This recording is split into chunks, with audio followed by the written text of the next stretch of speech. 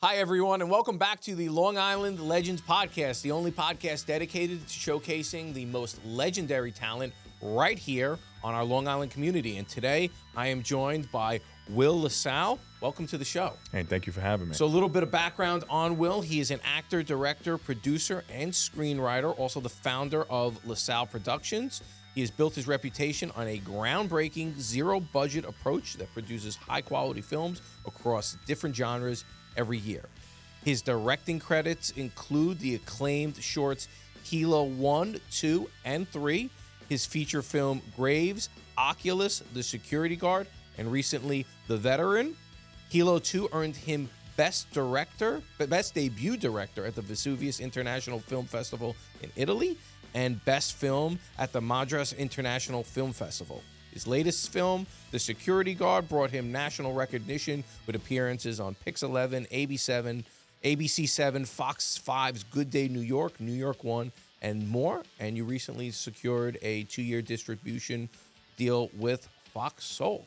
Congratulations. That's quite a resume so far. Thank you. Thank you. So it says here, you're here to create and innovate in the film industry. Tell me a little bit more about that. So I started making these films back in 2019. And there's this big stigma that goes around basically saying you need this big Hollywood production to produce high-quality films. I wanted to break that narrative, break those barriers, and show other creatives, whether they're podcasters, independent filmmakers from all walks of life. And that's not actually true.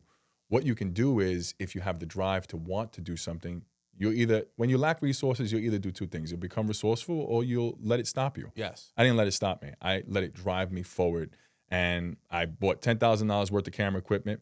At the time, my wife thought I was crazy. What was, if I'm not to interrupt, what was your background before film? I was law enforcement. So I did Okay. 18 years with the New York City. I was a New York City correction officer. Okay. I was an NYPD school safety agent. Okay. So my whole background has been law enforcement, civil service.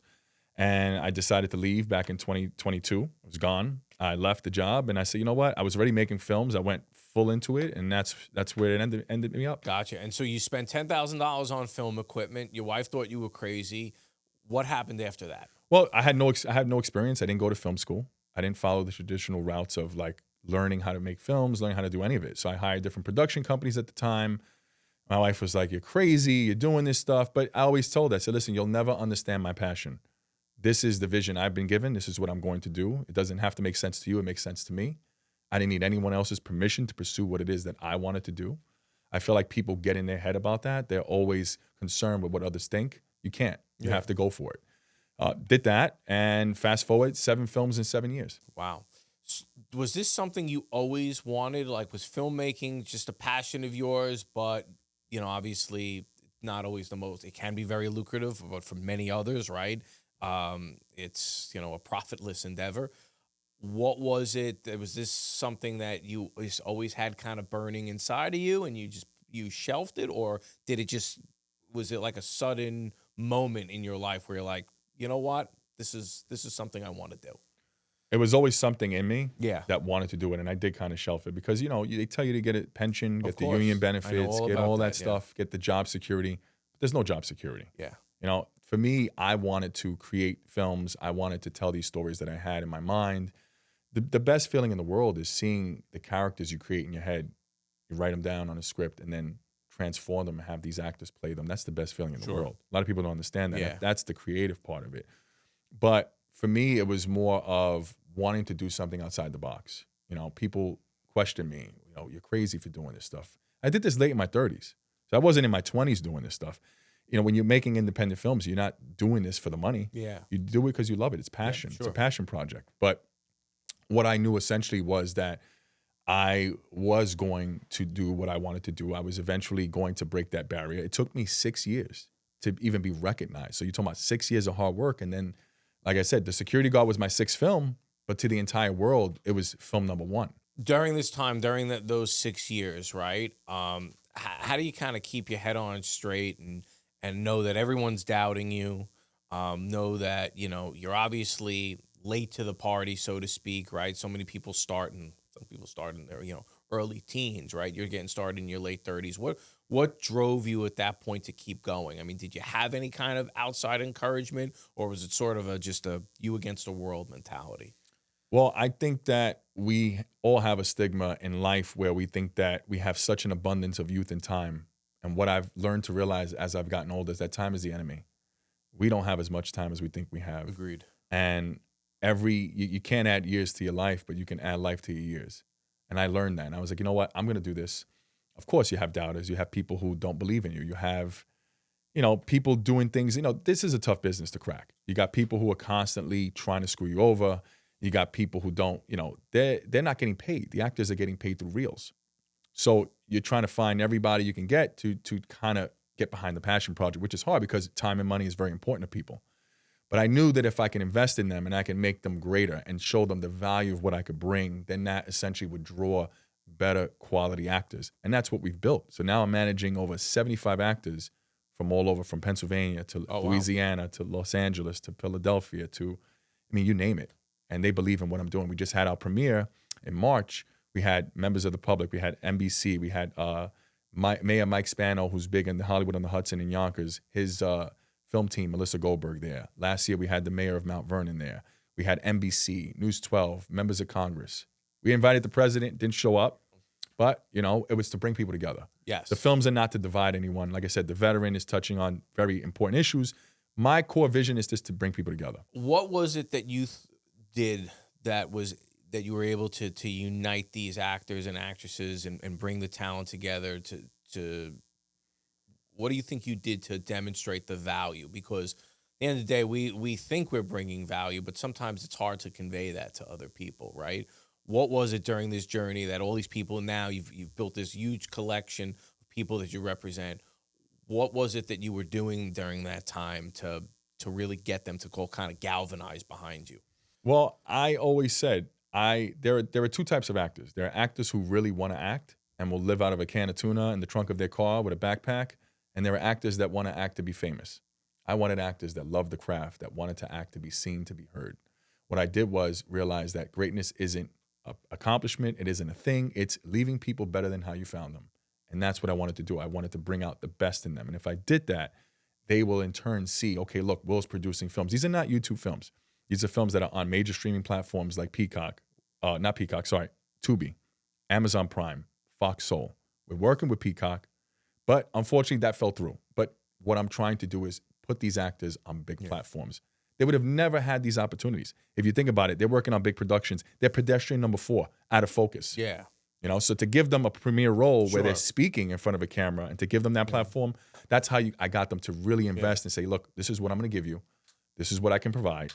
You're going to have a great reel where now you can shop for an agent and now get on those big networks like Law and Order. And to your point, it may have not worked out with Peacock, but the fact that they were even taking the time to listen and consider it, most people don't even get that far. So the ability to get at least, on their doorstep, maybe it didn't work, but it's I think it's safe to say that the more and more you kind of knock on that door, you're going to get there, right? I think that's a fair assessment because so many people don't even get as far as you have, right? Now you've had the ability to showcase this talent to people because somebody may be looking at this and being like, well, this really isn't a fit for us, but that actor there, right? He might have something. We might have something else for him, right? That's incredible value to bring to the table for these people. Absolutely. Like I said, I shouldn't even been in that room to even get to Universal, to even get through NBC. You need an aggregator, you need a business agent or an attorney, a business attorney. I didn't have any of that. I said, you know what? I'm going to go direct. Listen, just to get denied, I always say a no is a delayed yes. Yes. That's all it is. Sure. No means numerous opportunities for me. So I said, all right, well, I'm going to take the rejection into redirection, and now I'm going to redirect my energy into just forcing that narrative. Okay, cool. He said no. Doesn't mean it's a no for her, no for him. I'm still pitching it to them. I'm still pitching it to their highest content distribution team. And what I wanted to do was just continuously try to push that narrative. Because look, as an independent filmmaker, you get capped at certain levels. You can only reach, most of the time, you see most independent filmmakers, they're only on 3 streaming platforms: Apple TV, Google Play, Amazon, Tubi. I wanted to get on Peacock, Netflix, Hulu to play with the big boys. Those require big budgets. And although my films are shot with no budget, if you look at the quality of what I have, it looks like I have a multi-million-dollar budget film. You mentioned something, I think, for people who even aren't interested in film, but they're looking to break down these large barriers. You said you went direct. Right. Tell me more about what that was like and how you actually went there. Because people say, oh, go direct. It sounds easy, but I'm sure it's a lot more complicated than it Right. sounds, So I recently, with the security guard, I did a lot of news segments with NBC, which NBC Universal owns Peacock. I went direct, meaning that I went on LinkedIn, followed these people who were in the head of content distribution, messaged them. If they responded, they responded. If not, then I would just do research, Google them, find out their emails, find out what they're working on, look up articles, figure it out. And I was able to get that. I got that information, emailed them direct. Didn't think I was even going to get a response. I was even guessing the emails because most of that stuff is not public knowledge. They don't want you to have that information. Yeah, of course. But you find a way or you find an excuse. I was like, all right, let me dig a little more. Got to the head guy. He reached out to another guy, CC'd the guy who was in charge, spoke to him, sent him the screener link, said, look, this is what I got. This is the film. He looked at it. And then they said, all right, you know what? It's not really for us. We're going to pass on it. But then I was still relentless. I said, look, you got these other films that don't even measure up to the quality of what we have here, but they're on Peacock because they went through an aggregator. What they really want is for you to go through an aggregator. They don't want you going direct. They want some hierarchy. But to that point, you've now built somewhat of a relationship. Even though it's a no, right? It's better than not being seen at all, right? So now you look at that and what we just talking about, like you've knocked on the door, but like it's you can't call it a failure. And if it is, you're falling forward, right? Because the next film that you might have, you've now got a direct link to them and it's something that you could showcase because if not this one, I'm sure the next one will bring something to the table for sure. Absolutely. Look, a lot of people see my wins. They see what I post on social media. They see, oh, look, La Salle's, he's here. He's on this news organization. But they don't know that last week I took 5 L's. Yeah. 5 losses, 5 denials. Hey, look, we're not interested. The New York Post, we're not interested. New York Times, we're not interested. Brooklyn Eagle, we're not interested. We shot most of The Veteran in Brooklyn. We shot it in Floyd Benefield, Fort Tilden, and Fort Totten. I film all over. I film in Long Island. I film everywhere, Staten Island. I'm pitching. And they see next week, all right, well, he's on Amazon Prime. He's got this review now. People don't see that. They only see the wins because that's all we post, right?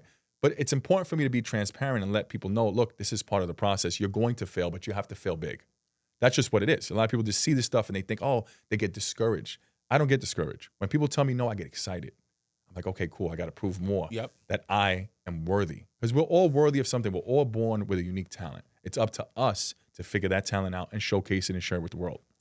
Talk to me more about your writing and directorial processes, right? Like coming in, no background with this. How have you grown and evolved as a writer, as a director?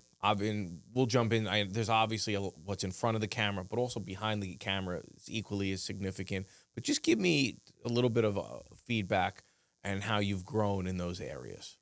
Well, when I first started, like I said, I had no film experience. For me, directing was dictating direction, right? It was basically, I had everything here, but I had to transcend that and to show it, move it forward. My writing is mostly, I write towards the actor. So what I do is pretty unique, but pretty a little insane. I'll take an actor's picture, I'll pull up their picture, and I'll have my laptop, and I'll write to that actor, their strengths, their weaknesses. If I haven't worked with them before, I do my research on them. What's their range? What can they do? When I'm directing, it's mostly, I give the actors a lot of leeway. I think that it's a collaborative process. People like to feel like they're working with you rather than for you. That's just the way it works. Sure. When you're working with different actors, you're working with different personalities. What works for this actor may not work for the other actor. But I've learned to cater that to them and say, all right, well, look, you know what? What do you think? I always say the script is never the script. That's true, because when I write a script, it's just a blueprint. Yeah. I change it on the fly. If it doesn't fit for that scene, I'm like, all right, what I wrote doesn't work. Let's change it up. You have to be flexible. You have to give the actors that freedom. I think that's what makes a great director. That's what makes the process easier. People want to work with you more when they know that they can come to you and say, look, Will, this doesn't work. Let's try this. Okay, cool. Most directors are very keen on that. So that it's learning to evolve. You learn to deal with people. I think that you learn that in any business. You learn to adapt and figure out. I always say there's no problems, there's only solutions. When you talked about it, I wanted to disrupt the industry and change things. Was that part of it? Was that collaborative effort a part of what you originally envisioned? Or was that something that over time you realized like, hey, like this is something that I can do differently? Well, for me, it's revolutionizing independent filmmaking. I want to be the independent filmmaker. We got a million independent filmmakers who are extremely, extremely talented. The problem is they don't know how to market. They have to believe in their product. A lot of them get lazy. They get complacent. A lot of them are just like, I don't have the money. I can't do this. No, you figure it out. I didn't have a cameraman. So guess what? I had to become the cameraman. I had to wear another hat. So that also spreads you thin. But at the same time, I say, I know what I want to see. I know what I want to shoot. But for me, it's showing other independent filmmakers and creatives what's possible. Hey, look, this guy, Will La Salle, had no budget. The guy came from the Bronx. The guy grew up in public housing. And the guy came and signed the deal with Fox. Took me 2 years to get the meeting with them. Yeah. Just to get the meeting. Sure. You have to push. You have to. If you want something bad enough, you either find a way or you find an excuse. The reality is that all of us have to understand that not only is failure a part of the process, but if you take the word impossible and you separate it, it becomes impossible. It's a great saying. I don't think I've ever heard that one before. You state that your films have $0 budgets, right? How do you even make that possible? Because we think like everything costs money, right? Like, how are you able to facilitate these great films that people think are multi-million-dollar budgets when in fact there's no money? Well, I fund everything. I don't have investors. I don't have sponsors. I don't have anyone giving me any money. So the locations that you see in the film, I pay for, fully funded by me. Everything I'm doing, the camera work, me. The writing, me. The directing, everything. So yes, I'm wearing a ton of hats. Yes. That's how I'm able to do it. And not only that, I'm going direct with streaming platforms. A lot of people don't know how to get their films on streaming platforms. I never gatekeep. I always give people the information. You can go through Indie Film Rights. You can go through Film Hub. You can go through Bitmax. You can go through Maverick. There are plenty of different avenues to get your film from YouTube to those platforms. And I like to share that with people because that's information that no one wants to give. I want to help other independent filmmakers. I want them to know, hey, look, you know what? This guy, Will La Salle, gave us some valuable insight because no one's going to give you that information. Sure. Even if you're searching it on Google, you're just not going to get it. So I like to do that. I like to show people, look what's possible. When you see what I'm doing and you see the product, it's just me with a camera. Yeah. When I'm on these news organizations, they're like, how are you? I'm like, it's just me. And I send them the pictures behind the scenes. They're like, it's just you. Who's holding the microphone? Like the microphone's attached to the camera. They're like, and the actors believe in me. Sure. They take flights. That's important. That means the world to me. So that's why I go harder because I know that the actors depend on me. They believe in what I'm doing. The technology, and not to take anything away from what you've done, but the technology, even in the last 5 to 8 years, has grown tremendously. Is it safe to say that if you were to try to do this like 15, 20 years ago, that it may not have been possible because the amount, the cameras that were available, like there's so many things right now that are available at our disposal where you can produce very high quality content without having to spend $15, $20, or $100,000 on all this fancy camera equipment. We talked about it before, the show started. My dad was an IATSE grip, right? He worked behind the scenes. I mean, they come to film something and it was, tractor trailer after tractor trailer of all sorts of equipment. Now you can get that same quality in the palm of your hand. Would you say that like the quality of the technology and the fact that it's constantly improving has been a big benefit to you? I think it's a benefit to everyone. I think that, you can film a movie on your phone. Do I recommend it? If it's the only thing you have, make your film. However you have to make it, right? Get it out there. But I don't shoot on camera. No, and I'm not saying you do. But there's people that can produce high quality content, maybe not to the level that you're producing with their phone. I mean, you have cameras right now that have built-in stabilizers in them. I mean, all sorts of things that, like I said, 15, 20 years ago, you were talking tens to hundreds of thousands of dollars. Now all that stuff has become so available to the public, right? And then people that are ambitious like yourself are able to seize that. Obviously, there's a tremendous amount of work that goes into it, but the fact that all of this is available, it's got to be pretty exciting to the public at large. Oh, yeah, because it gives everyone the opportunity to create no matter what. There's no excuse now, right? You have everything at your fingertips. But to me, like even with AI, right? Yes. It creates laziness. I'm very much against AI. Oh, okay. I was going to get to that. I'm very much against it because it creates laziness, right? You're telling me that this computer can write a script. What does that do? That kills originality. Sure. Kills originality. But to that point, and I think I heard Ben Affleck talking about it, do you think that AI could have a role in sort of like someone's writing, they get a block, they pump it into AI kind of can just kind of get them over that hump? You don't see that? I think it's cheating. You think it's cheating? I think it's not organic. It's lazy. Figure it out. Okay. I'm old school. I don't respect that. I don't. To Okay. me, it's bad enough they're writing emails for you, right? So it's Yeah. like, how much more control are we going to give this thing? You know, I mean, listen, if it works for like medicine, if it works for other things, Sure. I'm for that. But like the creative side, it's going to put people out of jobs.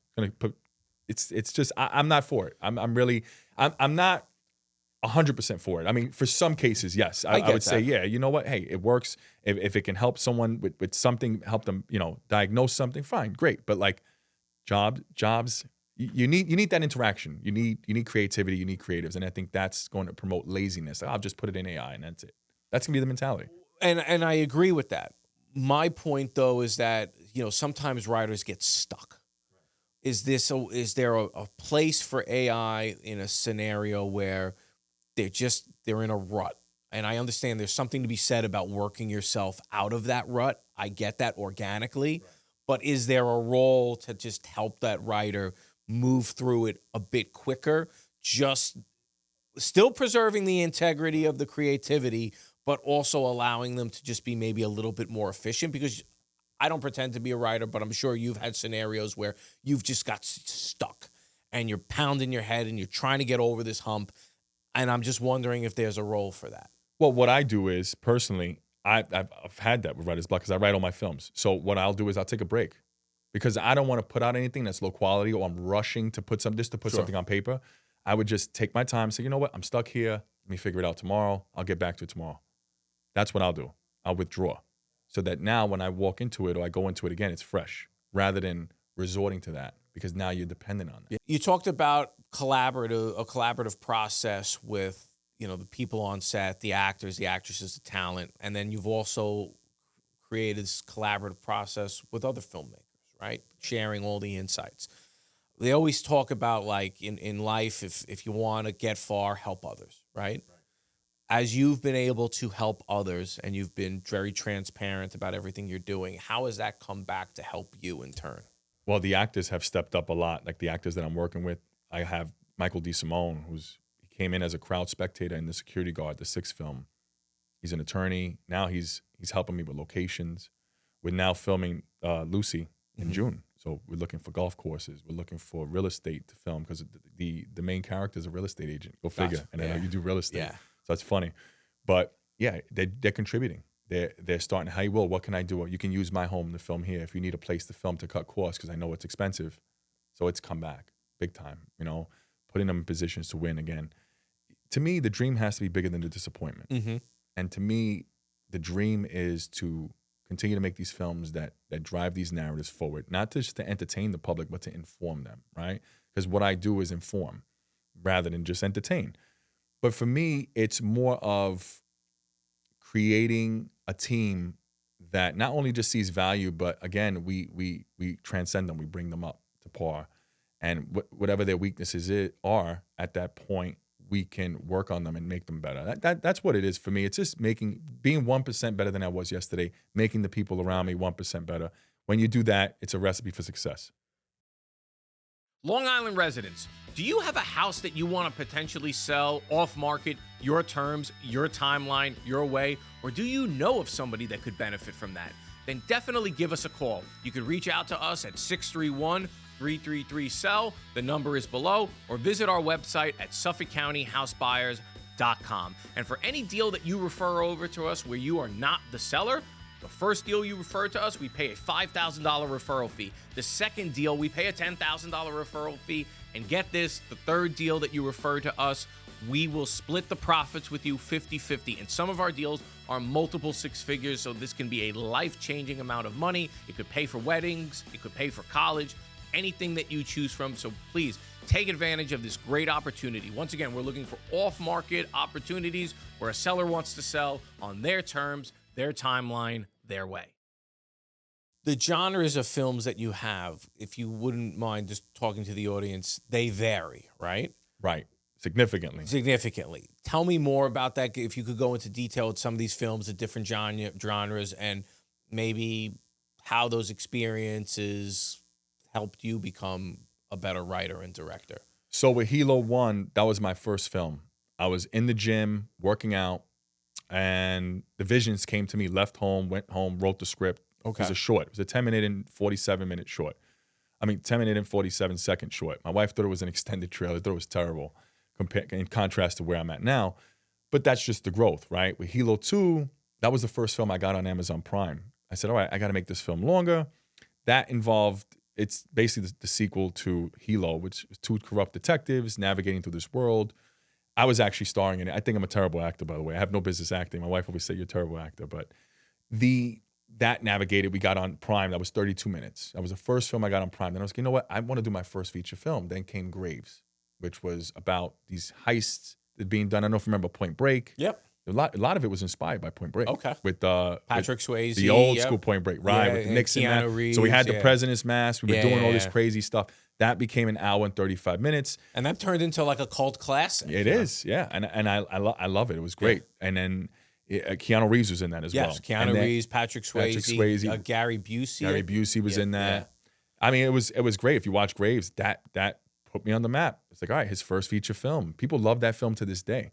Then we did Hilo 3. I was like, you know what? Let's finish the trilogy. We did Hilo 3. Okay. Also a short? Or no, that's a full. So I only have 2 shorts and the rest are features. Okay. So Hilo 1 and 2 are shorts? Shorts and the rest of my films are, yeah. Okay. And then Hilo 3 we did. Then I said, you know what? I'm going to try something different. Let's do Oculus. Do something sci-fi on a $0 budget. I mean, when you look at it. Yeah. Listen, I think it was a bad film.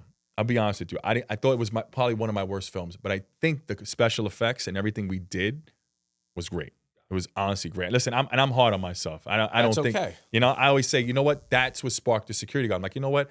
I got to make like films that connect with people. I mean, what we need to do needs to be big, right? Now, if I quit at Oculus, I would have never gotten to security guard, which was like that break, right? Yeah. People always say you get real close to that success point. Yeah. And if you stop, so if I would have stopped at Oculus, and after all that doubt, I was like, you know what? Let me use this. Yeah. And then the security guard came. Yep. We did an entire film, shot in a school. I mean, school shooting. I don't know if you got to look at the trailers. That blew it out the water. I mean, I pitched that trailer instantly.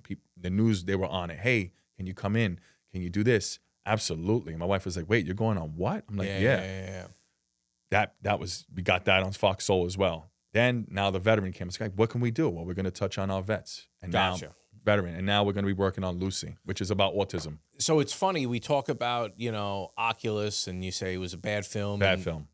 Terrible. So there was a point where you said, was there some doubt? Because you seem like a confident guy. Very much so. Willing to break through barriers, not get down. But it sounds like when you were at the end of Oculus, there may have been some doubts about the future of your filmmaking career. Is that a fair assessment? It was. I knew I was going to make another film. I knew, and listen, it had nothing to do with the actors. The actors all did phenomenal. To me, I was hard on myself because I was like, you know what?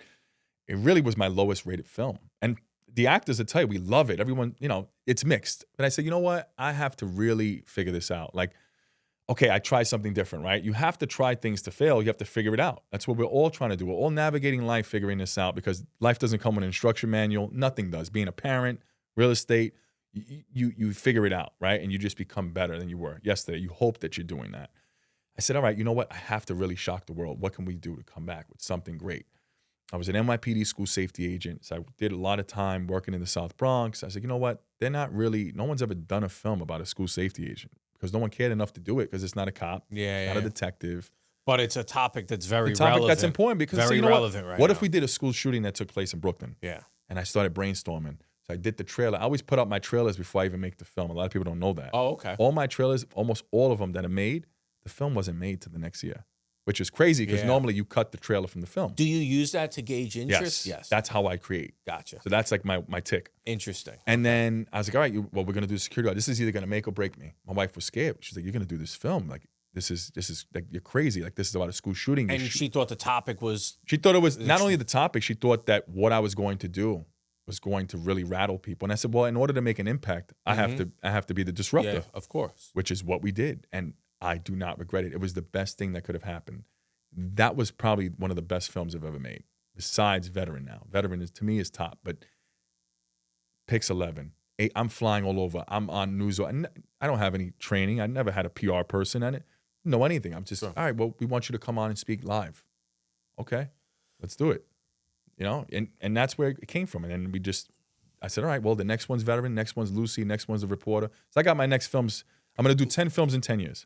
To that point, though, you touched on a very sensitive subject that, I hate to say it's an epidemic, right? That's national epidemic. It continues to happen. Continues to happen over and over. I remember the first school shooting when I was really young. And was it Columbine? No, it was before Columbine. Before Columbine. It was the first one I remember was in Arkansas. Oh, wow. It was 2 kids in Arkansas, and there was the first school shooting. That got everybody's attention, and then Columbine thereafter. And as I remember Columbine, yes. Yeah, I was around for that. I was like, oh, whoa. Before that, there was one in Arkansas. I remember, and being a little kid, I couldn't understand how young kids at the time could kill other kids. That was a concept that blew my mind. Right. It's a national epidemic. You touched on something that strikes at the heart of the nation as a whole. Now, things like autism. Veterans. Is this the 10 films over 10 years? Is your plan to touch on a subject matter, something that's kind of deeply rooted, very visceral in the emotional reaction that I think for the by and large, we're talking about national issues. Is that something that you're looking to do, and make a headline for each film? Absolutely. So after Oculus, it was that epiphany. I was like, all right, well, the next films are going to be social narratives. Gotcha. Well, that's what we came in with Security Guard. We wanted to unite America, right? So whether you're a Democrat, Republican, or an independent, I wanted to bring people together. That film was controversial, but it was also down the line. We didn't cater to any political party. If you watch that film, the last 20 minutes, the whole world echoed and said, that was the hardest 20 minutes to watch. On an indie film, it's never before been done. And $0 budget. I barely had kids in the film. And it was insane to film that. It was emotional. Did that. Said, all right, you know what? What are we going to do next? We're going to talk about our veterans who served the country. And when they come home post-deployment, most of them are coming home to a cardboard box. Most of them are addicted to opioids. Boom.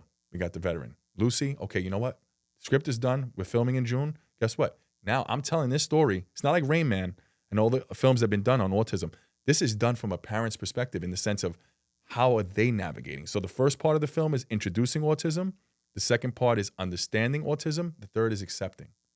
And that's where we went with that. The next one after that is called The Reporter. It's about AI. All the reporters, their jobs are being taken. This guy named Roger Holloway, he is a complete narcissist, but he is the top guy, but his life is in shambles when the cameras and the lights come off. Done. Gotcha. And then we're going back to do a prequel to Graves, which is Gravestone. And then I'm doing my documentary on my life. How have you grown from an emotional maturity standpoint? When I say that, because you're obviously diving into, like I said, these deep social issues. You probably learn a lot about yourself in the process, especially when you're writing it and you're having to really dig deep, really to be able to get these films to connect with the audience. Have you seen a change in yourself as these projects have been created? I think my wife has seen a change in me. So I'm not a parent, and she's watching these films with the cast because we watch them at the premiere. That's when they debut, and she's looking at me. And I'm writing The Security Guard. I wrote it from a father's perspective. Do you give feedback to her, or you're pretty much isolated from her and she really doesn't know anything about it until the debut? She doesn't see anything until the debut. Wow. And then my wife is very hard on me. She'll tell me, that was bad. That you need to fix. That needs to be that. She's hard. I mean, tough. Yeah, I know. I Trust can't. me. Yeah. I get that in the real estate space when we have put out a house and my wife's like, "You did this, you did this." I'm like, "This is why I don't tell you." I think it's all of our wives. They're all hard on us in some aspect because they want the best for us and they see what we can do and our potential. But yeah, I mean, it really has, because I wrote The Security Guard and I wrote that with a father and daughter in mind, raised in Brooklyn. The Veteran was written from a point of understanding our vets and just, basically just touching on issues. Look, Hollywood would never have made any of these films. And I'll be really honest with you. They're very controversial. I'm shocked the news media played a lot of the trailers because they're graphic. But you have to do that. You have to be different, right? In order to stand out, I have to do something that's never before been done. When we do Lucy, the parents blame themselves. Was it the foods they were eating? Were the GMOs? Was it the fact that they have Lucy later on in life? Did the age factor cause that? Because we don't know what links autism. So this is going to take people down a whole different rabbit hole. Now, not only that, I did my research to understand the levels of diagnosing autism. You got the pediatrician usually recommends that the school recommends the pediatrician. Pediatrician goes to see the developmental specialist. After that, you see a speech pathologist. Then you see a clinical psychologist who diagnoses it. So we're going through the whole narrative. The family is really dealing with this. There's different types of autism. You got nonverbal, high functioning. You have neurodivergent, where people have autism and you don't even know they have it. So It's a lot of different things that we're going to dive into. Then the reporter, we're going to dive into AI and then so forth. But for me, I've learned that I'm evolving as a filmmaker. I am creating work that's everlasting. To me, I'm immortalizing myself, my work in these films and leaving the message behind of what can be done. Now, you look at big productions, right? There's never before been a director that came in with no budget producing a film a year, 10 films in 10 years. Usually it takes a Hollywood production. It took them 4 years to put out the third season of Euphoria. Yeah. And they have a budget. Sure. You're talking about a guy with no budget producing these films every year. So you can understand that I'm not sleeping.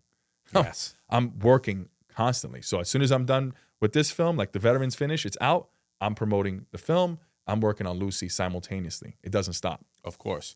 To that point, you said filmmaking, this is not a side project for you. It's your life.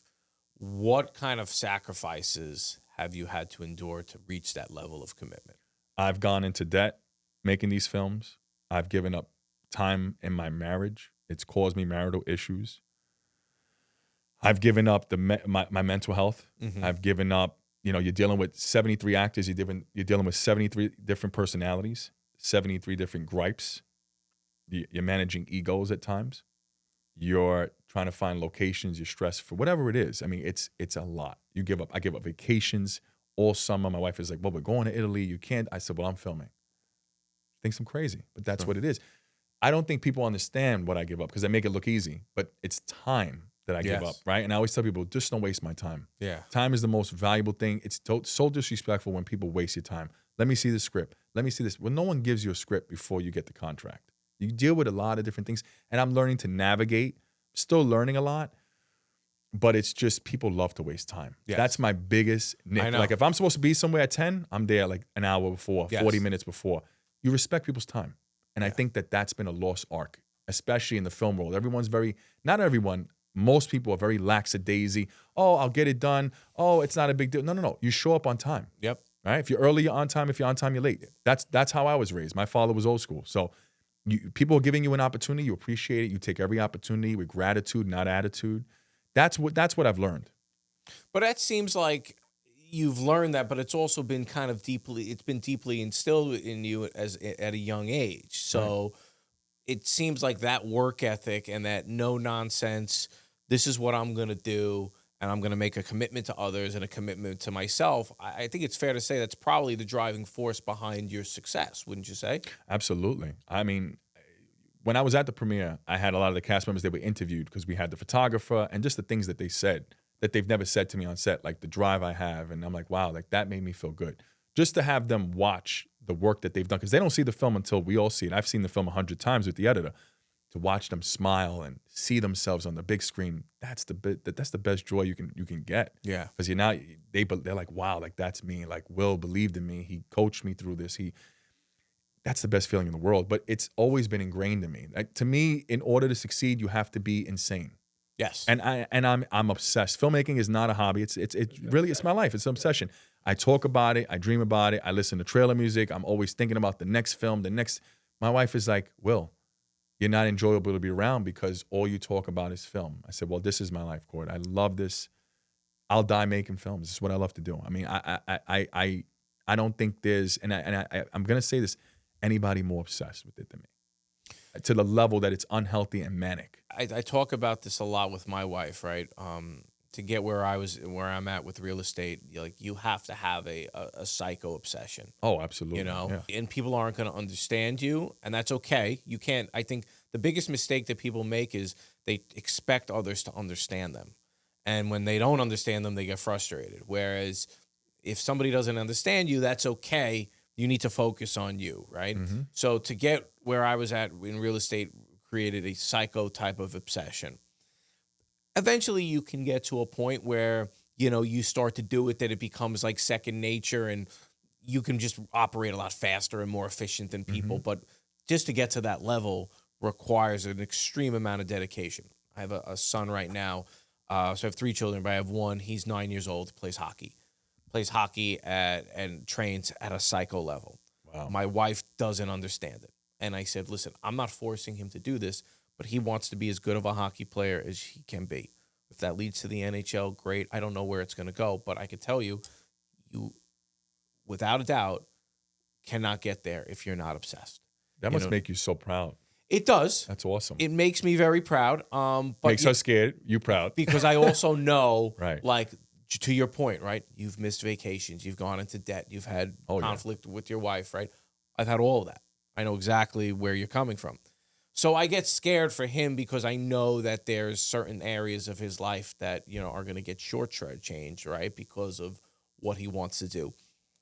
I think this whole notion sometimes of balance, it's a nice idea to pander around social media, but nobody ever really achieves anything with balance. You have to get completely out of balance in order for you to succeed. Now, once you get to a certain point where, like I said, it's a little bit more repetitious, yeah, you could start to bring other areas into your life to get that quote-unquote balance. But to ever become that outlier, so to speak, you don't become an outlier by being balanced. And, from what your conversations are that we've just had, like, you've completely shifted the balance all towards one area, and that's why you are where you are, and that's why you're having the success that you've had with very little experience, late to the game, right? Yeah. Like, in a short period of time. I mean, you add those three components, it speaks to the work ethic that you've had. Absolutely, and I think you hit the nail on the head with that. That's you can't give. There's no balance. There is, and it's weird because you understand it because you're in it. A lot of people are never going to understand. I don't expect them to understand me. Did you ever expect them to understand it though? Was there a point where you're like, why don't they get me? I think I was upset about it. I was like, sure. Well, why won't they understand? But then I realized, well, hold a minute. And it's not to sound like I'm better than anybody, but I even had my one of my friends, Rob. He goes, Will, what you're doing is, I don't see it because I'm in it. So I'll be honest with you. Like, everyone's like, oh, you're so successful. I'm like, wait, but I don't see the success because I'm in it. So when they're like, oh, you're on this, you're on that, I'm like, they're not seeing the failures. They're not seeing, I send about 1,500 emails a day. I don't go to bed until I send 1,500 emails a day. And then I wake up, put my phone on sleep, get up at 3:30 in the morning, hit the gym. But you know what I'm excited about? I know there's 4 denials, at least 4, maybe some unreads, and maybe some, hey, you know what? Yeah, we may be interested, right? That's exciting. It's like gambling. It's an addiction for me. So I tell people, like, yeah, I used to feel like that. But you know what? Now I'm like, you know what? I don't care who doesn't understand me. Yeah. It took me 40 years to accept the guy I am, to find the passion, to find what I want in my life to do. I don't need anyone's permission to understand or to do what it is that I want to do. And that's where it really comes from, is also, I got here late. So I got more years behind me than in front of me. So I always say to myself, well, how many more sunsets do I have? Sure. How many more evenings do I have with my wife? Life is short, death is long.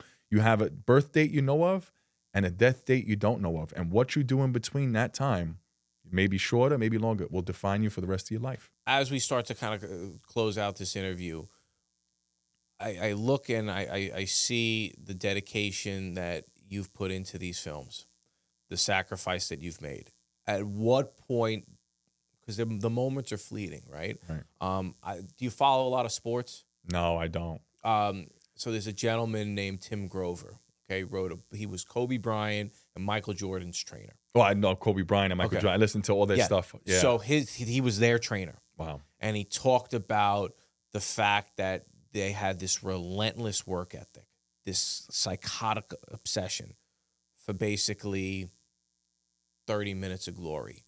And he's like, when you win that championship, he's like, there should be a sign that's in front of you after you win that championship that says back to hell, because it starts all over again. Right. And he's like, you have to be psychotic to put in that level of work for 30 minutes of glory. He's like, because these guys, the moment the confetti came down and the champagne was done, it was back to work, right?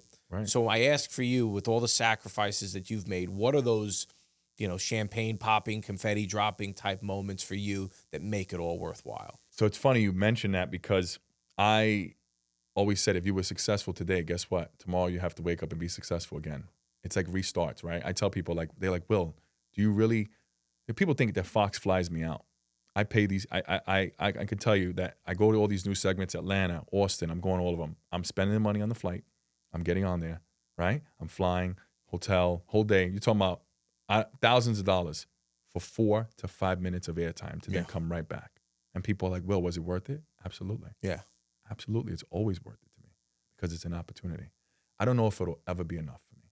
I don't know if by the time I finish these 10 films, I'll ever be fully satisfied and say, you know what, I did it. Because I'll always feel like there's something else I can do. Of course. So I don't know if that's a gift and a curse. I don't know what it is. I don't know if that's, maybe I'm the one who feels like that. Maybe you feel like that. You're always going to feel that way. I know that, again, to what I was mentioning before about Tim Grover, you know, he says the great ones. He goes, I can guarantee you Tom Brady has 7 Super Bowl rings. Should have had 10. You know, Michael Jordan had 6 championships. They could have had 8. You know what I mean? Yeah. They spend more time thinking about that than everything else they did. And it's a blessing and a curse. It's a tough life to live, but by the same token, you know, you have your death day, you have your birthday, and what you do in between defines you. You're going to be defined by those successes. They're going to give your life purpose, even if there's those feelings of insecurity, doubt, or just feeling incomplete. You're still doing so much more than other people. I'll never see it. It's weird. I just will never see it. But yeah, I always think about the failures. I'm like, all right, well, they didn't believe in me, so now I gotta try this, try that, right? It's like my buddy Rob goes, Will, are you really gonna retire? Because I told him I'm done. After 10 films, I'm doing my documentary, I'm done. He goes, you're gonna retire from independent filmmaking. You're gonna be working for Miramax, Lionsgate. I said, well, that's the goal. I said, but I don't know if it'll ever be enough. I wake up and I'm like, all right, well, what can I do to be great? How can I be greater? How can I, you know, what am I gonna do different today? My wife is like, all right. It does. It takes a toll because I want to watch that show with her, but I'm checked out because I'm answering an email. Yeah. Or as a client, right? You know, as a client, I got to do a showing tomorrow.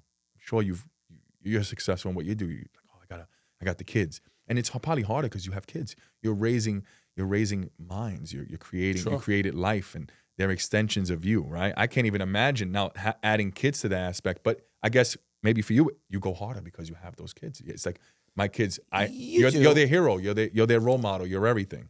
As a business owner, you know, like I said, I buy, renovate, and resell homes. Right.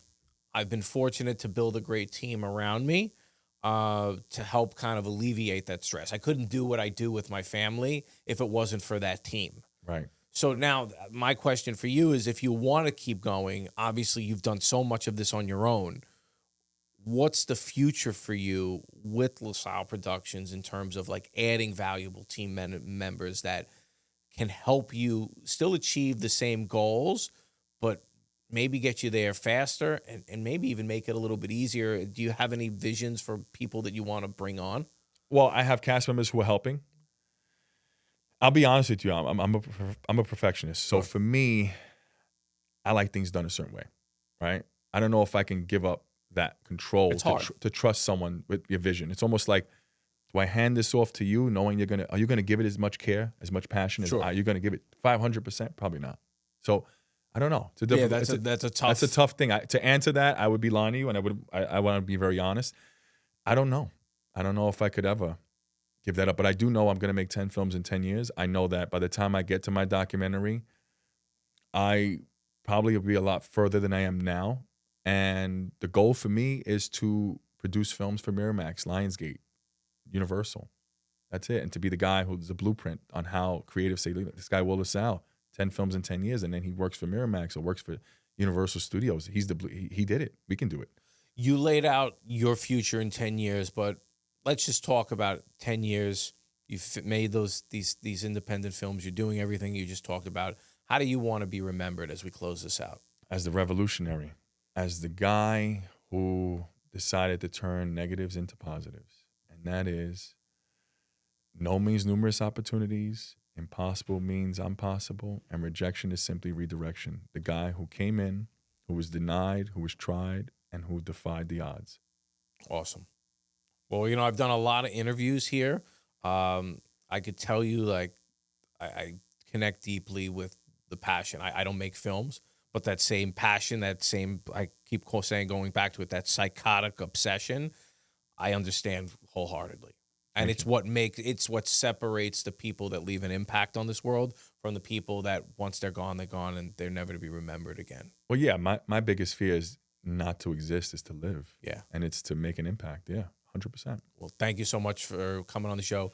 I can't wait to see all the films that you put out and the impact that you make, not just on filmmaking as a whole, but just, on the viewership and touching on all these, very important subjects. I see great things for you, and I can't wait to see what's next for you. Thank you for having me. Thank you for the opportunity. Thanks for coming on.